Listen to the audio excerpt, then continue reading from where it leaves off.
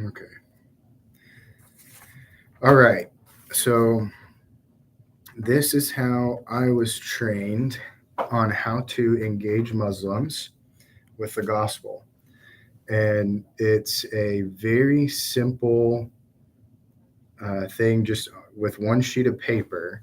And the reason that it's simple is it's supposed to be reproducible. So you should be able to train somebody else in this. So the first thing you do to get started is fold the sheet of paper like this, because we're going to use every part of the paper for a different piece. So, like that. And then, hopefully, I flipped the camera around here. So, then you write get, oh, perfect, connected at the top, and draw a box around it. Underneath that, prayer question. So, this is the first step in the conversation with someone you think or know is Muslim. And you basically would be asking here, can I pray for you? And then you say, I'm a praying man or woman, or I'm a praying household. And so this is kind of the first in with them.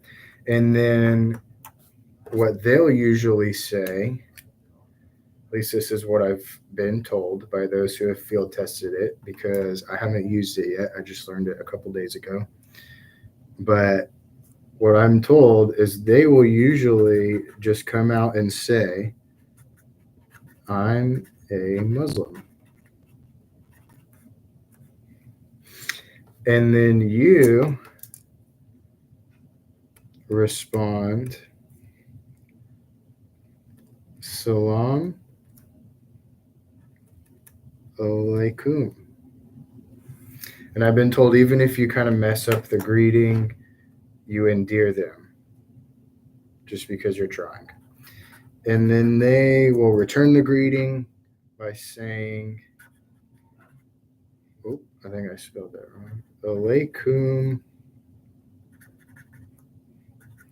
salam.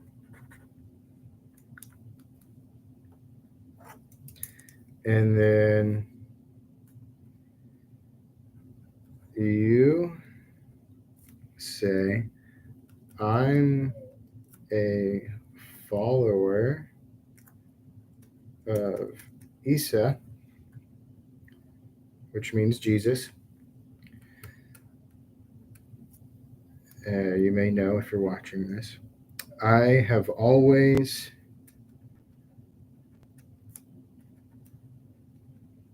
wanted to ask a Muslim a question. Now they're intrigued. Who's going to deny the question? You know? And you say, may I ask you? All right. So that's how you get connected. Then turn the paper like so. Up at the top on the left hand side,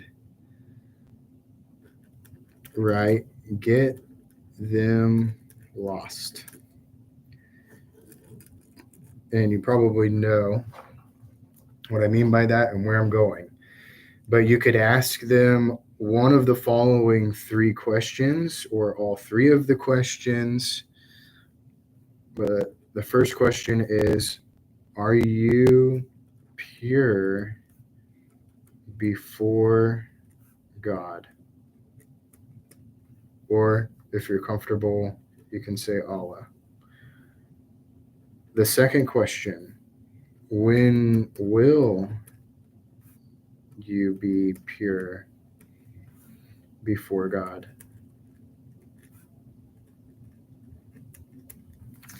And the third question, on Judgment Day,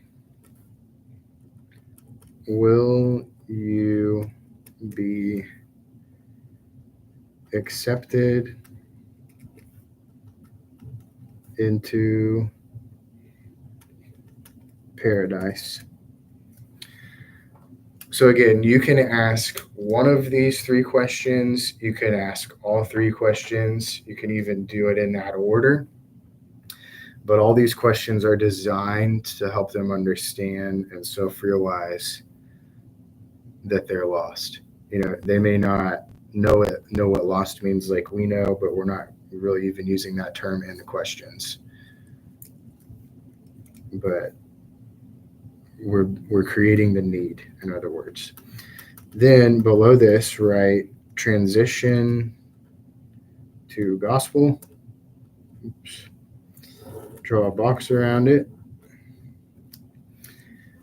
And then here's what you say to transition. After they've answered the question or questions, you say, what I believe is different.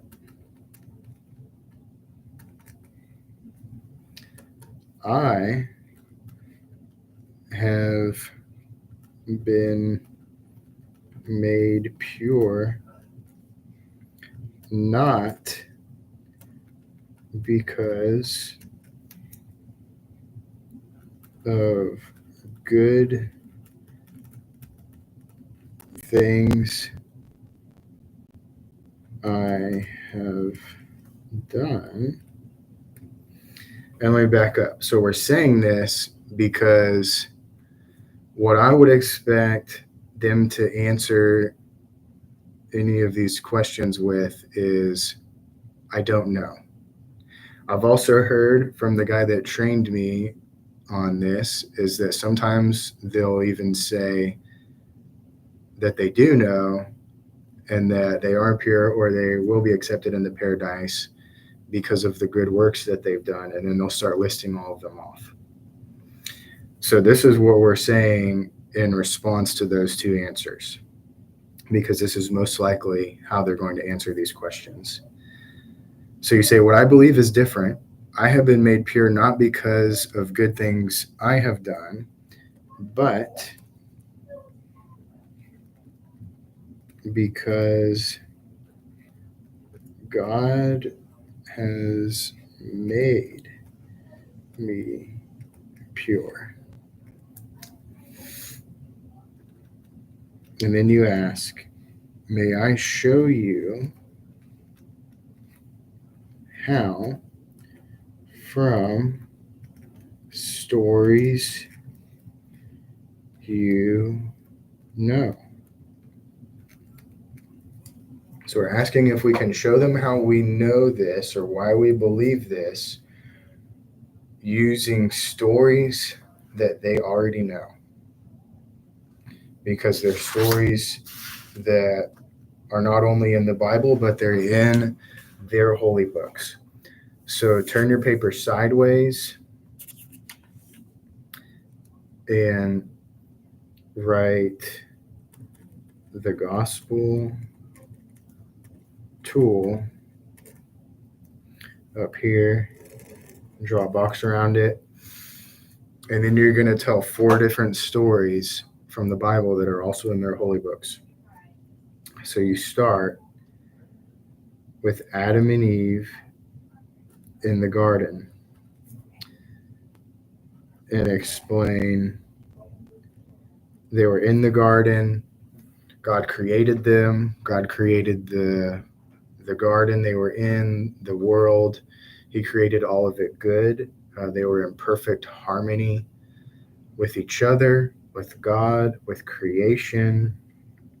Everything was going great, but God gave them one rule to follow, and that was to not eat from the tree of knowledge of good and evil. And here, again, because they know the stories, you can even ask the person you're talking to, do you know what happened next? And they'll probably say, yeah, they ate the apple or they ate the fruit or whatever. And so you explain, yeah, they disobeyed, they broke the one rule, and then uh, they experienced the shame of disobedience because God called them out, essentially, for breaking the rule. But he also killed an animal to use for clothing to cover their nakedness and shame once they realized they were naked after eating the fruit. The second story is the story of Abraham and his son. And you do not say Isaac because of the debate over that, whether it's Isaac or Ishmael, that they would debate you on that. But God asked Abraham to sacrifice his only son on an altar. And just before Abraham was going to sacrifice his son in an act of obedience, God provided a ram.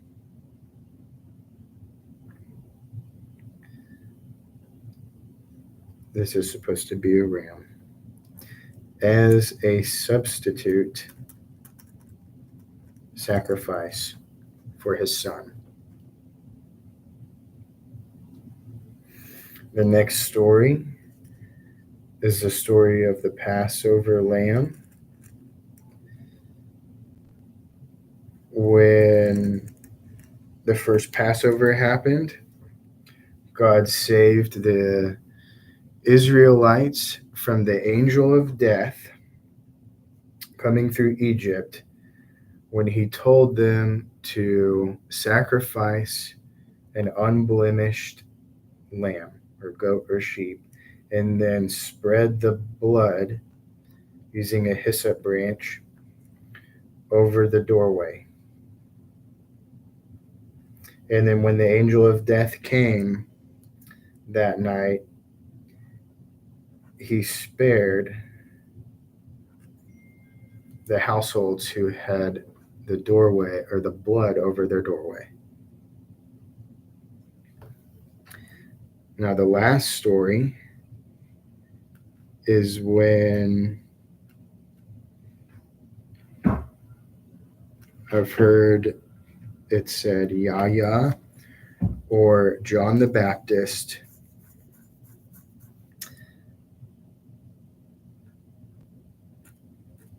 looks at Isa, essentially, Isa al-Masih, and calls him the Lamb of God who takes away sin. And so what you need to know about Isa al-Masih is that he came to earth as the Son of God and lived the life, the perfect life that we could not live, and died the death we deserve on the cross as a sacrifice. And then was buried in the tomb for 3 days and then rose from the dead, proving he was God. And when he did this, he took our shame upon himself and took our shame away. And he was the substitute for our sin and our shame. And it was his blood who spared us because he, doing this, is the Lamb that takes away our sin, the Lamb of God. And then you close by asking a couple questions.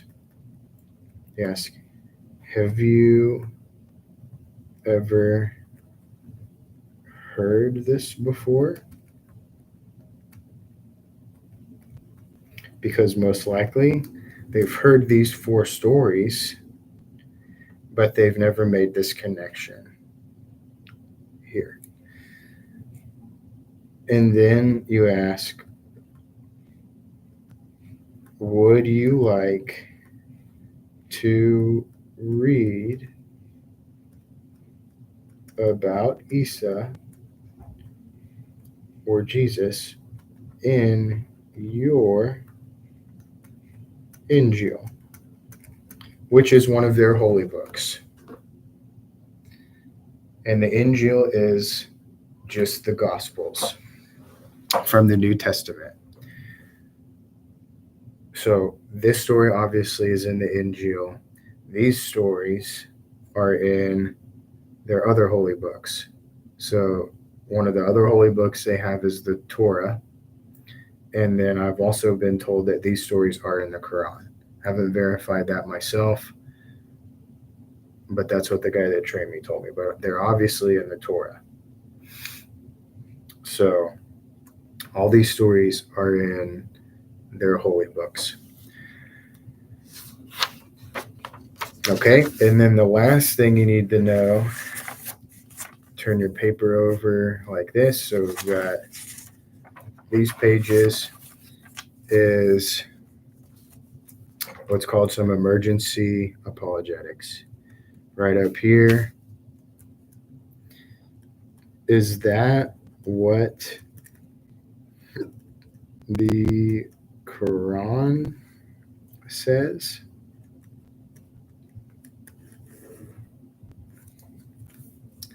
Because you'll get three main objections, most likely. The first one, the Bible is corrupt, is what they might say. And then you respond. We're going to respond to all these objections by pointing them to the Quran and show them in their own holy book what it says. So if you're watching this, you may or may not know that surah is like the chapter of the book for the Quran, and ayah is the verse. And then write down Surah 5, ayah 46 through 48. And then it's super helpful to have on your phone a Quran. And I think the one I use is right here called Quran Explorer. And so here's the Quran. And if I go up here, I can find, for example, Surah 5. I'm sorry, that's ayah. Surah's right here. 5, 46 through 48. And then you can read that passage there on your own. Or I'll read it real quick. Will you then, oh shoot, I think I pressed the wrong buttons.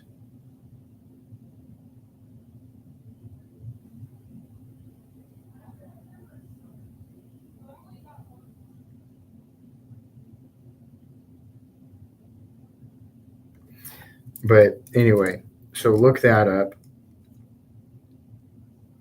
And you can also look up Surah 5, ayah 44. Okay. Second objection you'll get, Isa did not die. And then you can go to Surah 3:55. in Surah 19:33 to 34.